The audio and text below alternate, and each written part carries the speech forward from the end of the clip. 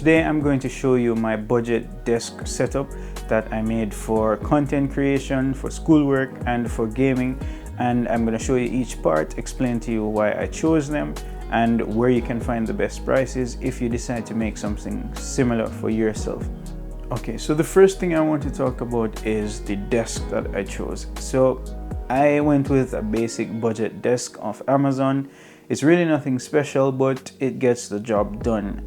I chose the 14-inch version because I don't have enough space and it's small, but like I said, it works. It's not the highest quality, and if I'm gonna change something, or if I would recommend you changing something, I would start with the desk.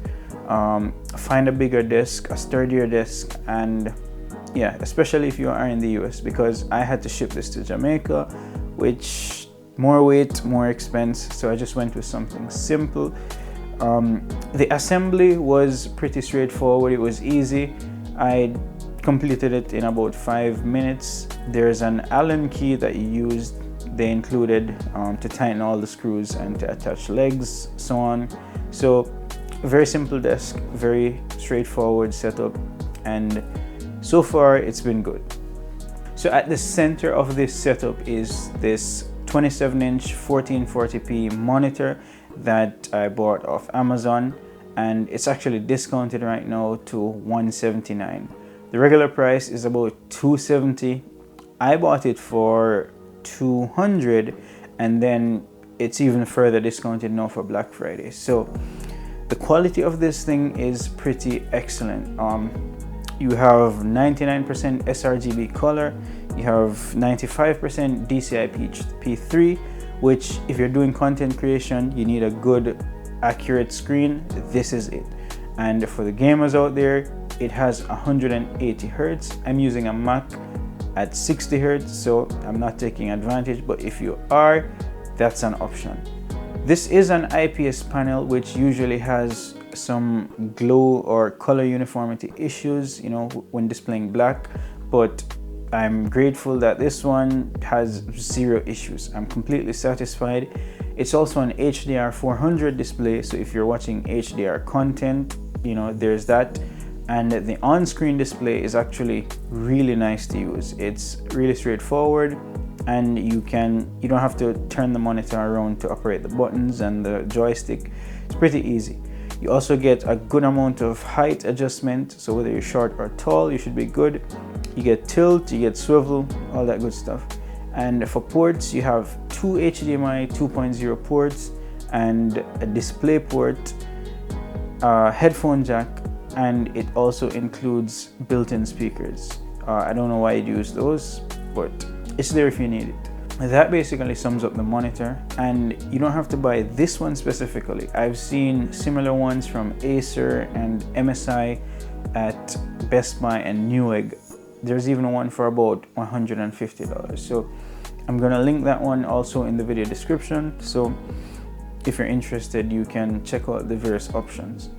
I chose the 1440p as a decent middle ground because at 27 inches, 1080p is gonna look pixelated and messy, and the 4K displays are usually much more expensive. So at this price, you can't beat the quality you're getting here, and I'm very, very satisfied.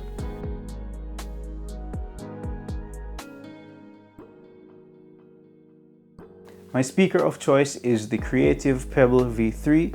This one I chose comes with Bluetooth and USB Type-C. If you plug the Type-C directly into your device, whether phone or laptop, it's pulling power from the Type-C, and you can also send audio over Type-C. There's no regular 3.5mm plug, so you have to use those two options. There are other versions with 3.5 jack and a power cord separate. There's some without Bluetooth. There's the older V2, there's one with a subwoofer, and there's one with an RGB light. There are many versions. The one I chose is currently on sale for $35, which is excellent for the price. It's loud enough, and you know, I'm completely satisfied. If you're a bass head, you might want something bigger or one of the versions with a subwoofer, but for me it works plenty fine for movies, for listening to audio while editing, stuff like that.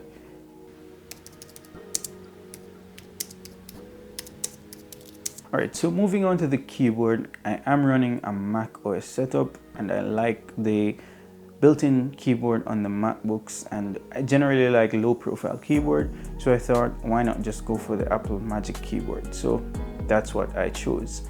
Brand new, these are about $100, but they're currently on sale for about $80. But if you want even cheaper, you can buy them on eBay for like $50 in open box, because people buy iMacs and then they swap out the keyboard, so they just sell them for like a cheap price. And if you go that route, solid. Alright, if you're running a Windows based setup, you might want to consider a different keyboard, because I'm not even sure if this works with Windows. I didn't test it, so choose something else. But for me, I was a bit disappointed in the fact that it's not backlit. I thought it had a backlight like the ones on the MacBook. It does not. Well, other than that, it's fine. It's white. I have no problem seeing it in the dark at night. So it's not a huge deal and I'm satisfied with it. I really prefer these low profile keyboards as opposed to the deeper mechanical or membrane style keyboards.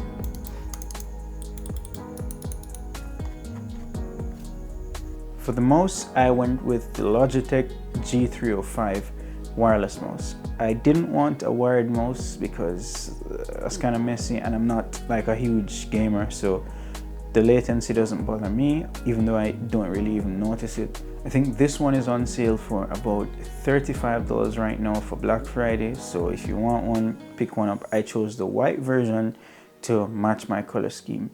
The buttons and the clicks, they all feel solid. The sound is good, it's not too loud and obnoxious, and it just works fine. You also get 2 customizable buttons on the side along with a scroll wheel, so it's pretty solid for what I do and for setting shortcuts. Alright, next up is my Nintendo Switch OLED, which I use for gaming. I'm not even a huge gamer, but Zelda, that's, if there's one reason to get a Switch, it's Zelda. There's also Mario Kart, Mario Party, all that good stuff. And the reason I chose a Switch over a more powerful console like an Xbox or PS5, I like portability. If I'm able to bring it with me somewhere, I'm more likely to play it versus sitting at a TV or monitor and just, you know, being stuck. I value portability and I think the Switch is fine. I enjoy using it. I have the OLED version of the Switch and regular prices are around $350, but you might be able to find deals. It also comes with a dock, so I can dock it and play via the monitor instead of playing on the go. So again, the flexibility works for me. I can play handheld or I can dock it on and play on a bigger screen if I want to do that. Next up, we have the Essential Oil Diffuser, which I use to get some fragrance in my space. You know, it keeps the environment smelling fresh. There are a million of these on Amazon. I just chose this one because it came with like I think about 10 different fragrances that you can try, like a sample size. So I get to experiment with different fragrances and they claim to have benefits for each like fragrance, but I don't know. I just like it because it smells good. Behind the desk is a Govee RGB LED strip and it comes in various different lengths. I chose 9.5 feet, I think. Definitely, if you want to buy something like this, buy one that is close to the size you want. So you want to take the measurements because you can only cut it at certain intervals. So you might end up with more than you need, or you might end up messing up a good section of the light. So again, if you need 10 feet, buy as close as possible to 10 feet, etc. So this one, I can cycle through various colors. I can open the app and customize it and set up different effects, but I normally just keep a single color because I can't bother going through the app doing all that. For what I need, it works just fine. Gives it a bit of an ambient glow at night when you turn off the lights and you don't want to be in like pitch black. To power everything, I'm using a extension cord I found on Amazon. I really like this because it has 4 outlets.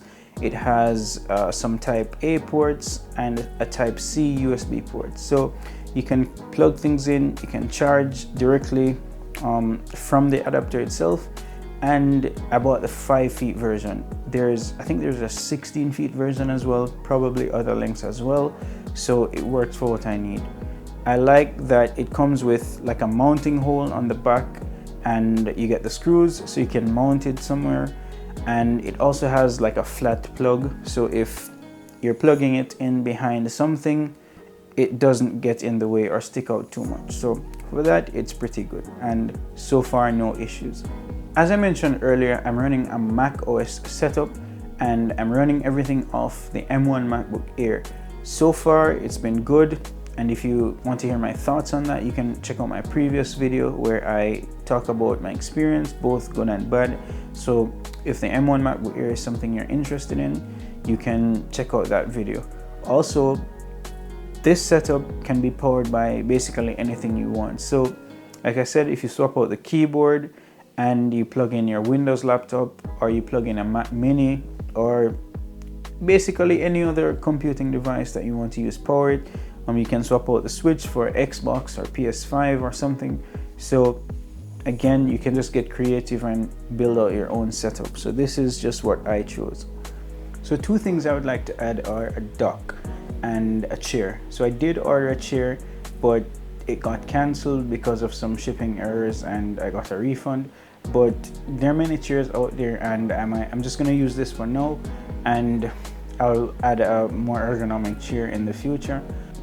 As it relates to the dock, I'm using the portable Type-C hub, which is perfect for when you're moving about, but at a desk, the cable is kind of short, so I would like to add like a taller Thunderbolt cable to connect everything together, and just give me more ports, more space to work with. So I'm gonna put the total of what I spent on the screen somewhere, and it just goes to show that you don't have to spend a ton of money to get a functional and like just efficient kind of setup.